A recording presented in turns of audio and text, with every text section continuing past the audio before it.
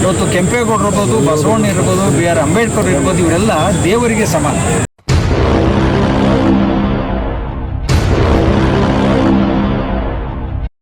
ಇಲ್ಲ ನಾನು ಈ ಹೋರಾಟದಲ್ಲಿ ಹಿಂದೆ ಹೋಗೋ ಪ್ರಶ್ನೆ ಇಲ್ಲ.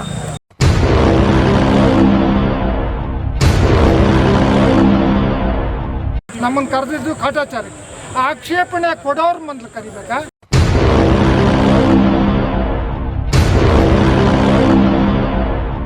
ಶಾಸಕರು ಹೇಳ್ತಾರೆ ನಾನು ಅಭಿವೃದ್ಧಿ ಮಾಡ್ತೀನಿ, ಬಿಡ್ತಾ ಇಲ್ಲ ಅಂತ.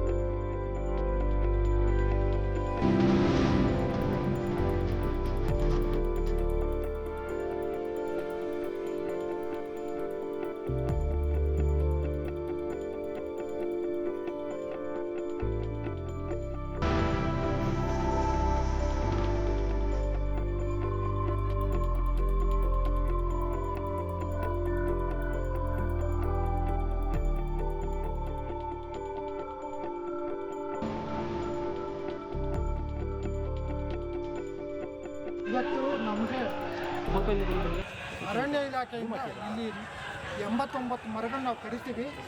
ಯಾರಾದರೂ ಆಕ್ಷೇಪಣೆ ಸಲ್ಲಿಸೋ ಸಾರ್ವಜನಿಕ ಸಲ್ಲಿಸಿ ಅಂತ ರಾಮನಗರ ವಾರ್ತೆಯನ್ನು ಒಂದು ಇಂಗ್ಲೀಷಲ್ಲಿ ನಾನ್ ಡಿಸ್ಕ್ರಿಪ್ಟ್ ಅಂತ ಹಂಗಂದ್ರೆ ಏನೋ ಸಣ್ಣ ಪತ್ರಿಕೆ ಯಾರಿಗೂ ಗೊತ್ತಾಗ್ದಲ್ಲೇ ಅಂದ್ಬಿಟ್ಟು 16ನೇ ತಾರೀಕು ಒಂದು ಪ್ರಕಟಣೆ ಕೊಟ್ಟಿದ್ದರು. ಯಾರೋ ನಮ್ಮ ಮಿತ್ರರಿಂದ ನಮಗೆ ಗೊತ್ತಾಯಿತು. ನಾವು ತಕ್ಷಣ ಎಚ್ಚೆತ್ಕೊಂಡು ನಾವೆಲ್ಲ ಆಕ್ಷೇಪಣೆ ಪತ್ರಗಳನ್ನ ಅವತ್ತೇ ರೆಡಿ ಮಾಡಿ ಕೊಡೋಕ್ಕೆ ಶುರು ಮಾಡ್ತೀವಿ. ಅದಾದಮೇಲೆ ಅವರು ಅದನ್ನು ಓಪನ್ ಔಟ್ ಮಾಡಿದ್ರು. ಓಪನ್ ಔಟ್ ಮಾಡಿ ಎಲ್ಲ ಕಡೆ ಪ್ರಚಾರ ಮಾಡಿದ್ರು. ಇರಲಿ ಅವ್ರು ನೋಡಿ ಅವರು ಅದು ನಮ್ಮನ್ನು ಹೆಂಗೆ ಯಾಮಾರಿಸ್ಬೇಕು ಅಂತ ಇತ್ತು. ಅಡ್ವರ್ಟೈಸ್ಮೆಂಟ್ ಇತ್ತು ಅಂದರೆ 16ನೇ ತಾರೀಕು ಅಡ್ವರ್ಟೈಸ್ಮೆಂಟ್ ರಿಲೀಸ್ ಮಾಡಿದ್ದಾರೆ. ಅಡ್ವರ್ಟೈಸ್ಮೆಂಟ್ ರಿಲೀಸ್ ಆದ 7 ದಿನದವರೆಗೂ ಆಕ್ಷೇಪಣಾ ಪತ್ರ ಕೊಡ್ಬೋದು ಅಂತ ಹೇಳಿದ್ರು. 16, 17, 18, 19, 20, 21 5 ದಿವಸನ ಅಲ್ಲಿ 7 ದಿವಸ ಅಂತ ಹೇಳಿದ್ರು. ಅದರ ಜೊತೆಗೆ 16 ಆದಮೇಲೆ 17, 16 ಶುಕ್ರವಾರ, 17 ಶನಿವಾರ ಅರ್ಧ ದಿನ, ಆಮೇಲೆ ಬಸವ ಜಯಂತಿ, ಆಮೇಲೆ ಭಾನುವಾರ, ಆಮೇಲೆ ಬಸವ ಜಯಂತಿ, ಇವತ್ತು ಒಂದೇ ವರ್ಕಿಂಗ್ ಡೇ. ಏನಿವೆ ಇದನ್ನು ನಾವು ತರಾಟೆಗೆ ತೊಗೊಂಡಿದ್ದಕ್ಕೆ ರಜಾದಿಂದಲೂ ಆಕ್ಷೇಪಣೆ ಪತ್ರ ತೊಗೊಂಡವ್ರೆ, ಅದು ಬೇರೆ ವಿಷಯ. ಈ ಮರಗಳು ಸುಮಾರು 300-400 ವರ್ಷದಿಂದ ಇದು ಒಂದು ಗುಂಡುತೋಪು. ಮಾಗಡಿ ಪಟ್ಟಣ ಈಗ 55,000 ಜನಸಂಖ್ಯೆ ಉಳ್ಳದ್ದು. ನೀವು ಹೋಗಿ ನೋಡ್ಬೋದು, ಯಾವ ಪ್ರದೇಶದಲ್ಲೂ ಮರಗಳಿಲ್ಲ. ಅಲ್ಲೆಲ್ಲ ತಿರುಮಲಿ ಮಧ್ಯೆ ಸ್ವಲ್ಪ ಇದೆ, ಇಲ್ಲಿ ಇದೊಂದಷ್ಟು ಮರಗಳಿದೆ. ಇಲ್ಲ ಅಂದರೆ ಮಾಗಡಿ ಬರಡು ಭೂಮಿ, ಟಾರ್ ಮರುಭೂಮಿ ಇದ್ದೆ, ಬಿಸಿಲು, ಒಳಗೆ ಯಾರು ಇರೋಕ್ಕಾಗಲ್ಲ. ಹೊಸದಾಗಿ ಕಟ್ಟಿರೋ ಲೇಔಟ್ಗಳಲ್ಲಿ ಕೂಡ ಪ್ರಮಾಣಕ್ಕೆ ಸರಿಯಾಗಿ ಮರಗಳನ್ನ ಹಾಕಿಲ್ಲ. ಇಂಥ ಒಂದು ಪರಿಸ್ಥಿತಿ ಇಲ್ಲಿರೋ 89 ಮರಗಳು ಇವ್ರು ಯಾಕೆ ಕಟ್ ಮಾಡಬೇಕು? ಇದ್ರ ಬದಲು ಅವ್ರು ಹೊರಗಡೆ ಭೂಮಿ ಖರೀದಿ ಮಾಡ್ಬೋದು ಸರ್ಕಾರ, ಅಥವಾ ಅವ್ರ ಸರ್ಕಾರಕ್ಕೆ ಬೇಕಾದಷ್ಟು ಭೂಮಿ ಇದೆ, ಎಲ್ಲಿ ಬೇಕಾದರೂ ಅವ್ರು ಹಾಸ್ಪಿಟಲ್ನ ಕಟ್ಬೋದು. ಅವರು ಈ 89 ಮರಗಳನ್ನ ಏನಾದರೂ ಮಾಡಿ ಕಡಿದು ಇಲ್ಲಿರೋ ಒಂದು ಎಂಥದ್ದು ನಮ್ಮ ಕೆಂಪೇಗೌಡರು ಪ್ರತಿಕೃತಿನ ಸುಮ್ಮನೆ ಸರಿಸೋದು. ಅವ್ರೇನು ಸ್ಥಳಾಂತರ ಅಂದರೆ ಇಲ್ಲಿಂದ ಬೇರೆ ಕಡೆ ತಗೊಂಡೋದು. ಅವ್ರು ಇಲ್ಲಿಂದ ಇಲ್ಲೇ ಸುಮ್ಮನೆ ನೂಕೋದೊಂದು 30-40 ಅದನ್ನು ಮಾಡೋಕ್ಕೆ ಅವರು ಜಿದ್ದಿಗೆ ಬಿಟ್ಬಿಟ್ಟವ್ರೆ. ಇದಕ್ಕೆ ಇವತ್ತು ನೀವೆಲ್ಲ ನೋಡಿದ್ರಿ, ನಮ್ಮನ್ನು ಕರೆದಿದ್ದು ಕಾಟಾಚಾರಿ. ಆಕ್ಷೇಪಣೆ ಕೊಡೋರು ಮೊದಲು ಕರಿಬೇಕಾ, ಅಥವಾ ಆಕ್ಷೇಪಣೆ ಬೇಡ ನಾವು ಅದ್ರ ಪರವಾಗಿ ಇದ್ದೀವಿ ಅನ್ನೋದ್ರ ಕಲಿ? ಇದನ್ನೆಲ್ಲ ನೋಡಿದ್ರಿ ನೀವು. ನಮಸ್ಕಾರ. ಇವತ್ತು 21/4/2026 ಮಾಗಡಿ ಪಟ್ಟಣದ ಕೆಂಪೇಗೌಡರ ಗುಂಡು ತೋಪಿನಲ್ಲಿ ನಾವೆಲ್ಲ ಇದ್ದೀವಿ. ಇವತ್ತು ಈ ಒಂದು ಮರಗಳನ್ನು ಕಡಿಬಾರ್ದು ಅಂತೇಳಿ ಹೈಕೋರ್ಟಿನ ನ್ಯಾಯಮೂರ್ತಿಗಳು ಒಂದು ಆದೇಶವನ್ನು ಕೊಟ್ಟಿದ್ದಾರೆ. ಈ ಪ್ರಕೃತಿಯನ್ನು ಹಾಳು ಮಾಡೋದು ಬೇಡ, ಅಂಥ ಸಂದರ್ಭ ಬಂದು ಹಾಸ್ಪಿಟ್ಲು ಕಟ್ಟಲೇಬೇಕು ಅಂದರೆ ನಿಮ್ಮ ನಿಯಮಾನುಸಾರ ನೀವು ಮತ್ತೆ ಕೋರ್ಟಿಗೆ ಬಂದು ಅದರ ಅನುಮತಿ ಪಡೆಯುವುದರಲ್ಲಿ ಯಾವುದೇ ಮರವನ್ನು ಕಡಿಬಾರದು ಅಂತ ಹೇಳಿ ಆದೇಶವನ್ನು ಮಾಡಿದರೆ ಅದು ಸರ್ಕಾರದ ಗಮನದಲ್ಲಿದೆ, ಅರಣ್ಯ ಇಲಾಖೆಯಲ್ಲಿದೆ, ಪ್ರತಿಯೊಬ್ಬರಿಗೂ ಗೊತ್ತಿರುವಂಥ ವಿಷಯ. ಇದರ ಇವತ್ತಿನ ಸಂದರ್ಭ ಏನಾಗಿದೆ ಅಂದರೆ ಈ ಮರಗಳನ್ನು ಕಡಿಬೇಕು ಅಂತೇಳಿ ಬರೀ ಹಾಸ್ಪಿಟ್ಲ್ ಹೆಸರನ್ನು ಹೇಳ್ತಾ ಇದ್ದಾರೆ. ಇರೋ ಹಾಸ್ಪಿಟ್ಲು ಊರ್ಜಿತ ಆಗಿಲ್ಲ. ಅದರ ನಂತರ ಇವಾಗ ಇಲ್ಲಿ ಮತ್ತೊಂದು ಗೊಂದಲವನ್ನು ಎದುರಿಸಿದ್ದಾರೆ.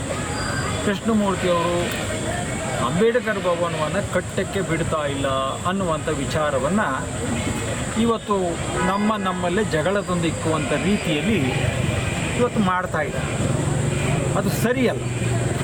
ಯಾತಕ್ಕೆ ಸರಿ ಇಲ್ಲ ಅಂದರೆ 18/1/2025 ನಾವು ಕೆಂಪೇಗೌಡರ ಕಂದಕದ ವಿಷಯವಾಗಿ ಚರ್ಚೆಯನ್ನು ಮಾಡಿದ್ವಿ. ಅದಾದ ನಂತರ ಅದು ಸಹ ಕೋರ್ಟಿನಲ್ಲಿದೆ. ಅದಾದ ನಂತರ ಕೆಂಪೇಗೌಡರು ಶಿಲೆಗೆ ಬಂದರು, ಶಿಲೆದೂ ಸಹ ಕೋರ್ಟ್ನಲ್ಲಿದೆ. ಅದಾದ ನಂತರ ಇವತ್ತು ಮರಗಳು ಸಹ ನಮ್ಮ ಪರವಾಗಿ ನ್ಯಾಯವನ್ನು ತಂದಿದ್ದೀವಿ. ಅಂದರೆ ಇದು ಸಾರ್ವಜನಿಕರಿಗಾಗಿ ಈ ಮರಗಳು ಉಳಿಬೇಕು, ಪ್ರಕೃತಿ ಉಳಿಬೇಕು, ಮತ್ತು ಇಲ್ಲೆಲ್ಲ ಮರಗಳಿಲ್ಲ, ಆಮ್ಲಜನಕದಲ್ಲಿ ಮುಂದಿನ ಪೀಳಿಗೆಗೆ ಆ ನೆರಳಿಗೂ ಒಂದು ದಾರಿ ಇಲ್ಲ ಅನ್ನೋ ಒಂದೇ ಒಂದು ಕಾರಣಕ್ಕೋಸ್ಕರ ನಾವು ನಮ್ಮ ಆರೋಗ್ಯ ಇಲ್ಲದಿದ್ದರೂ ನಾನು ಈ ಒಂದು ಪ್ರಕೃತಿಯ ಮಡಿಲಲ್ಲಿ ಎಲ್ಲರೂ ಚೆನ್ನಾಗಿರಬೇಕು, ಗಾಳಿ ಹವಾಗುಣ ಚೆನ್ನಾಗಿರಬೇಕು, ಮರಗಳು ಇರಬೇಕು ಅಂತ ಒಂದು ಹೋರಾಟ ಬಿಟ್ಟರೆ ಇಲ್ಲಿ ಯಾವ ಉದ್ದೇಶವೂ ಇಲ್ಲ. ಕೆಲವು ಸಂದರ್ಭದಲ್ಲಿ ನಮ್ಮ ಶಾಸಕರು ಹೇಳ್ತಾರೆ, ನಾನು ಅಭಿವೃದ್ಧಿ ಮಾಡ್ತೀನಿ, ಬಿಡ್ತಾ ಇಲ್ಲ ಅಂತ. ಅಭಿವೃದ್ಧಿ ಮಾಡಿ ಸ್ವಾಮಿ, ಯಾತಕ್ಕೆ ಇದೇ ಜಾಗನೇ ಬೇಕು ಅಭಿವೃದ್ಧಿಗೆ ಅಂತ ಕೇಳ್ತಾ ಇದ್ದೀವಿ. ನಾವೇನು ವಿರೋಧಿಗಳಲ್ಲ. ಹಾಸ್ಪಿಟ್ಲು ಕಟ್ಟಿ, ಇರೋವಂಥ ಹಾಸ್ಪಿಟ್ಲನ್ನ ಹೈಟಾಗಿ ಏನು ಬೇಕಾದ್ರೂ ಮಾಡಿ, ನಾವು ಸಪೋರ್ಟ್ ಮಾಡ್ತೀವಿ. ನೀವು ಇವತ್ತು ಡಾಕ್ಟರ್ ಅಂಬೇಡ್ಕರ್ ಭವನವನ್ನು ಕಟ್ಟೋದಕ್ಕೆ ಬಿಡಲ್ಲ ಅಂತೇಳಿ ಮೂರನೇರಿಗೆ ಹೇಳಿಸ್ತಾ ಇದ್ದೀರಲ್ಲ, ನೀವು ಮಾಡ್ತಿರೋ ತಪ್ಪು ತಮಗೆ ಗೊತ್ತಿಲ್ಲ. ಮಾಧ್ಯಮದ ಮಿತ್ರರ ಮುಂದೆ ಇವತ್ತು ನಾನು ಹೇಳಬೇಕಾಗ್ತದೆ. ಈ ಒಂದು ಡಾಕ್ಟರ್ ಅಂಬೇಡ್ಕರ್ ಭವನ ನಶಿಸಿದೆ ಅಂಥೇಳಿ ನಾನು ಸುದ್ದಿ ಮಾಧ್ಯಮಗಳನ್ನು ಮಾಡಿದ್ದು ನಾನೇ. ಅದಾದ ನಂತರ ಆ ಒಂದು B.R. ಅಂಬೇಡ್ಕರ್ ಅವರ ಈ ಒಂದು ಭವನವನ್ನು ಬೇರೆ ಕಡೆ ವರ್ಗಾವಣೆ ಮಾಡ್ತೀವಿ ಅಂತೇಳಿ ಇದನ್ನು ಹೊಡಿಬೇಕು ಅಂತ ಮುಂದಾದ ಸಂದರ್ಭದಲ್ಲಿ ಸರ್ಕಾರದಿಂದ ಯಾವ ಅನುಮತಿನೂ ಪಡೆದಿಲ್ಲ. 17 ವರ್ಷಕ್ಕೆ ಇದನ್ನು ನೆಲಸಮ ಮಾಡ್ತಾರೆ. ಅದನ್ನು ನಾವು ಯಾವ ಕಾರಣಕ್ಕೆ ಹೊಡೆದ್ರಿ ಅಂತ ಕೇಳಿದಂಥ ಪ್ರಶ್ನೆ ಬಂದಾಗ, ಇಲ್ಲ ನಾವು ಡಾಕ್ಟರ್ ಅಂಬೇಡ್ಕರ್ ಭವನ ಕೊಡ್ತೀವಿ, ನಮ್ಮ ಜಯರಾಮಣ್ಣವರು ಒಂದು ನೋಟಿಸ್ ಸಮಾಜ ಕಲ್ಯಾಣ ಇಲಾಖೆಗೆ ಒಂದು ನೋಟಿಸ್ ಕಳ್ತಾರೆ.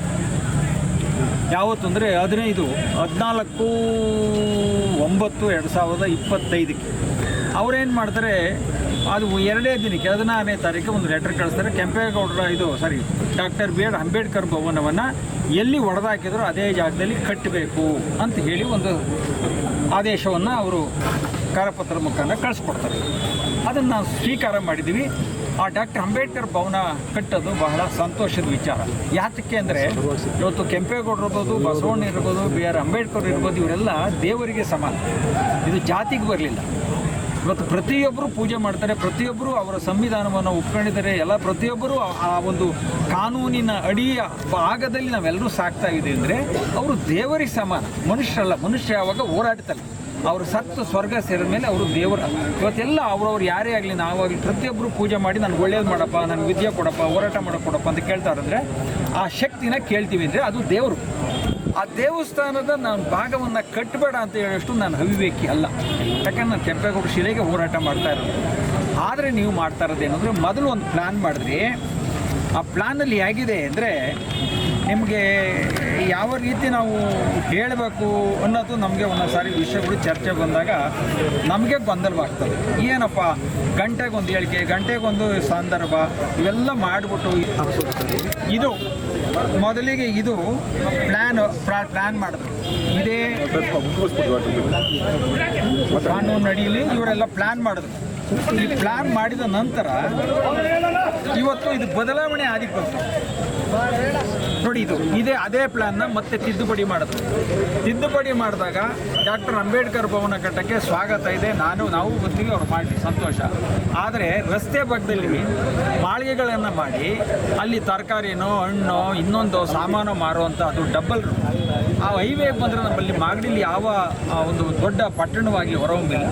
ಅದಕ್ಕೆ ನಾವೇಳೋದು ಆ ಜಾಗದ ಪಕ್ಕದಲ್ಲಿ ನೀವು ಅಂಗಡಿ ಮಾಡಿ, ಆ ಜಾಗನೂ ಎಲ್ಲೋ ಒಂದು ಕಡೆ ಮನಸ್ಸಿಗೆ ಅದು ರೋಡ್ ಒಂದು ಕಿರಿಕಿರಿ ಆಗೋದು ಬೇಡ ಅಂಥೇಳಿ ನಮ್ಮ ಮನಸ್ಸಿನ ಭಾವನೆ. ಕುಂತು ಮಾತಾಡಿದ್ರೆ ಇದು ದೊಡ್ಡ ಸಮಸ್ಯೆ ಅಲ್ಲ, ಆದರೆ ವೈಯಕ್ತಿಕ ವಿಚಾರ ತಗೊಂಡ್ರು. ಈಗೇನಾಗಿದೆ, ಡಾಕ್ಟರ್ ಅಂಬೇಡ್ಕರ್ ಭವನವನ್ನು ಕಟ್ಟಬೇಕಲ್ಲ, ಆ ಜಾಗದಲ್ಲಿ ಅವ್ರು ಕಟ್ತಾ ಇದ್ದಾರೆ. ಆ ಜಾಗವನ್ನು ಉಳಿಸ್ಕೊಂಡು ಅದ್ರ ಪಕ್ಕದಲ್ಲಿ ಅವರು ಮತ್ತೆ ಅಂಬೇಡ್ಕರ್ ಭವನ ಕಟ್ಟಕ್ಕೆ ಹೋಗ್ತಾ ಇದ್ದಾರೆ. ಅದು ಸರ್ವೆ ನಂಬರು 213ರಲ್ಲಿ ಡಾಕ್ಟರ್ BR ಅಂಬೇಡ್ಕರ್ ಭವನ ಇದ್ದಿದ್ದು. ಈಗ ಅವರು ಕಟ್ಟಕ್ಕೆ ಹೋಗಿರೋದು ಅಂದರೆ 2267, ಅಂದರೆ ಅಲ್ಲೊಂದು ಪಶುಸಂಗೋಚನಾ ಹಾಸ್ಪಿಟ್ಲೇ ಇತ್ತು. ಆ ಹಾಸ್ಪಿಟ್ಲ್ ಮೇಲೆ ಭಾಗಕ್ಕೆ ಬಂದರು, ಅಲ್ಲಿ ಒಂದು 10 ಮರ ಹೋಗ್ತವೆ. ಈ ಮರ ಕಡಿಬಾರ್ದು ಅಂತ ಹೈಕೋರ್ಟ್ ಆದೇಶ ಇರುವಾಗ ಇದು ಕೇಳಿದ ಪ್ರಶ್ನೆ ಏನು ಅಂದರೆ, ಇಲ್ಲ ನಮಗೆ ಮರ ಕಡಿಯೋಕ್ಕಾಗಿಲ್ಲ, ಕಟ್ಟಿಲ್ಲ, ನಿಜ. ಅದನ್ನು ನೀವು ಸೌಜನ್ಯ ನೀವು ಕರೆದು ಮಾತಾಡ್ಬೋದಾಗಿತ್ತು, ನೀವು ಮಾಡಿಲ್ಲ. ನಾವು ಕಾನೂನಿಗೇನು ವಿರುದ್ಧವಾಗಿ ಹೋಗಿಲ್ಲ, ಕಾನೂನುಬದ್ಧವಾಗಿದ್ದೀವಿ. ನೀವು ಆ ಮೇನ್ ರೋಡಲ್ಲಿ ಸಣ್ಣ ತರಕಾರಿಗಳು, ಸಣ್ಣ ಸಣ್ಣ ವಸ್ತು ಮಾರೋದಕ್ಕೆ ಅಂಗಡಿ ಮಾಡಿದ್ರೆ ಬಂದು ವೆಹಿಕಲ್ ತಿರ್ಗಿ ಅಲ್ಲೇ ನಿಲ್ತದೆ ಡಬಲ್ ರೋಡಲ್ಲಿ, ಮತ್ತೆ ನಮ್ಮ ಮಾಗಡಿ ಅದು ಅಂದ ಹೋಗ್ತದೆ. ಮಾಡೋದಕ್ಕೆ ಸಾಕಷ್ಟು ಜಾಗ ಇದೆ, ನಾವು ಯಾರಿಗೂ ವಿರೋಧಿಗಳಲ್ಲ, ಅವರು ಮಾಡಲಿ. ಹೀಗಾಗಿ ಇವತ್ತು ಡಾಕ್ಟರ್ ಅಂಬೇಡ್ಕರ್ ಭವನ 213ರಲ್ಲಿ ಡಾಕ್ಟರ್ ಅಂಬೇಡ್ಕರ್ ಭವನ ಇದೆಯಲ್ಲ, ಅದು ನಾಳೆ ಸ್ಟಾರ್ಟ್ ಮಾಡಲಿ, ನಾವೇ ನಿಂತ್ಕೋತೀವಿ. ಅದನ್ನು ಬಿಟ್ಬಿಟ್ಟು ಹೊತ್ಲಿಸ್ಕೊಂಡು ಮೇಲಕ್ಕೆ ಬಂದು ಅಂಬೇಡ್ಕರ್ ಹೆಸರು ಹೇಳ್ಕೊಂಡು ಮನುಷ್ಯರನ್ನ ಎಲ್ಲರೂ ಗೊಂದಲ ಸಿಕ್ಸೋದು ಬೇಡ ಅನ್ನೋದು ನಮ್ಮ ಅಭಿಪ್ರಾಯ. ಹಾಗಾಗಿ ಇವತ್ತು ನಮ್ಮ ಅರಣ್ಯ ಅಧಿಕಾರಿಗಳು ಮತ್ತು ಇಲ್ಲಿನ ಪೊಲೀಸ್ ಸಿಬ್ಬಂದಿನೂ ಸಹ ಇಲ್ಲಿ ಮಾಧ್ಯಮಿಕರು ಎಲ್ಲರೂ ಬಂದಿದ್ದಾರೆ. ಇವತ್ತು ನಮ್ಗೆ ಕೇಳಿದೆ ಅಂದರೆ ಇದು ಕಡಿಬೇಕಾ ಬೇಡವಾ ಅನ್ನೋವಂಥ ಅಭಿಪ್ರಾಯ ಕೇಳಿದರು. ನಾವೆಲ್ಲರೂ ಬಂದಿರೋದು ಇಲ್ಲ, ಇದು ಕಡಿಯೋದು ಬೇಡ, ಇದರಿಂದ ಜನಕ್ಕೆ ತೊಂದರೆ ಆಗುತ್ತೆ ಅಂತ ನಾವೊಂದು ಅವರಿಗೆ ಮನವಿಯನ್ನು ಕೊಡೋಕ್ಕೆ ಬಂದ್ವಿ. ಆದರೆ ಅದು ಸರಿ ಹೋಗಲಿಲ್ಲ. ಹಾಗಾಗಿ ಅದನ್ನು ಇವತ್ತು ಬೇಡ ಅಂಥೇಳಿ ಹಿರಿಯ ಅಧಿಕಾರಿಗಳು ಅದು ಬೇಡ, ನಾವು ಅದಕ್ಕೆ ಬದ್ಧರಾಗಿದ್ದೀವಿ.